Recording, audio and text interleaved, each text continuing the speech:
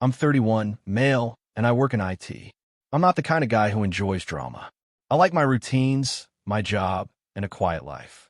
But sometimes, life doesn't care about what you want. It all started small. My friend, let's call him C, had this flashy way of living. Expensive sneakers, designer clothes, first-class vacations. You'd think he was making six figures. But I knew for a fact he wasn't.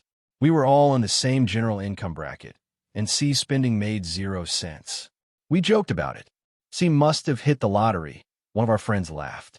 He'd grin and say something vague like, "I'm just good with money." But I noticed things.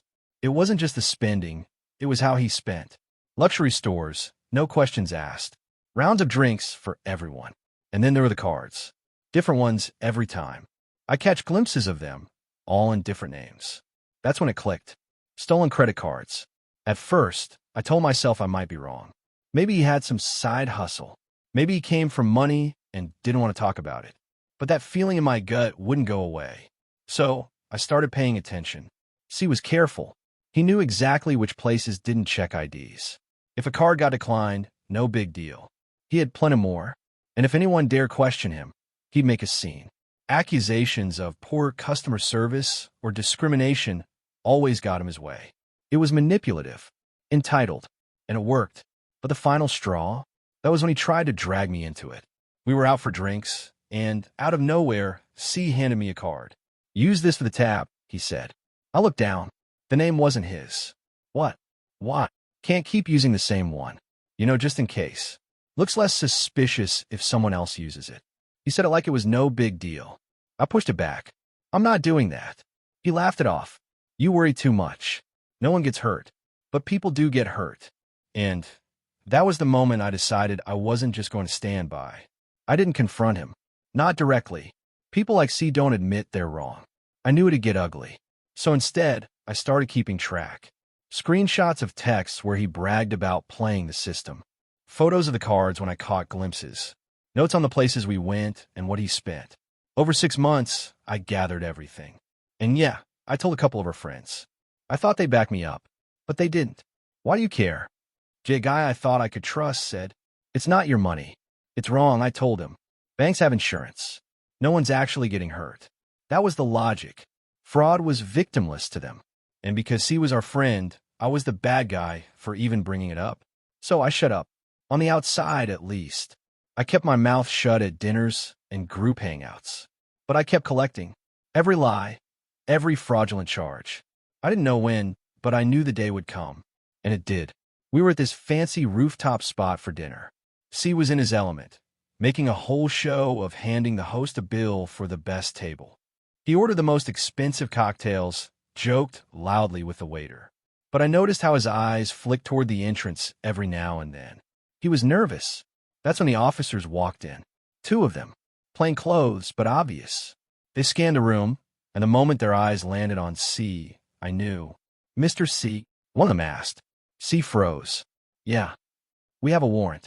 You need to come with us." The table went dead silent. Some of our friends looked confused, like they thought it was a prank. But the officers weren't joking. They read out the charges: fraud, identity theft, wire fraud. More than a dozen counts. C sputtered, trying to laugh it off. "This is a mistake. Call my lawyer." But the officers ignored him. They cuffed him right there, right in front of everyone. People stared. Our friends were shocked, whispering in disbelief. But the real kicker? When C's eyes locked onto mine. He knew. He knew it was me. And I didn't flinch. After they dragged him out, the table erupted. Questions flew. "What just happened? Is this real?" Jay turned to me. "You knew." "Yeah," I said. "I kept records. The police have it now." The reactions were mixed. Some were angry. "You snitched on your friend?" Others were just stunned. But the worst? The people who tried to guilt me. "You ruined his life," someone spat. I couldn't believe it. C stole from innocent people, scammed businesses, and manipulated anyone who questioned him. And I ruined his life? The call started the next day. Some people demanded explanations. Others offered apologies. "I should have listened to you. I'm so sorry I doubted you." It didn't matter. When it actually counted, they'd all stayed quiet. Turns out, the police had been investigating him for months. My evidence sealed the deal. Everything I gave them lined up perfectly with what they already had. The receipts, the stolen card usage, even the times and places. C's looking at serious prison time. And me? I sleep just fine. People throw around the word loyalty like it means covering for your friends no matter what. But that's not loyalty. Loyalty isn't turning a blind eye while someone destroys lives. It's not pretending everything's fine because it's easier that way. C thought he could take whatever he wanted, that there'd never be consequences. But eventually the bill comes due. And when it did, I made sure he paid it. If you ever find yourself in a situation like that, remember, sometimes the right thing isn't easy. Sometimes it means standing alone. And trust me, it's worth it. Oh, and if you enjoyed this little slice of justice, you might want to stick around. Because trust me, I've got plenty more where that came from.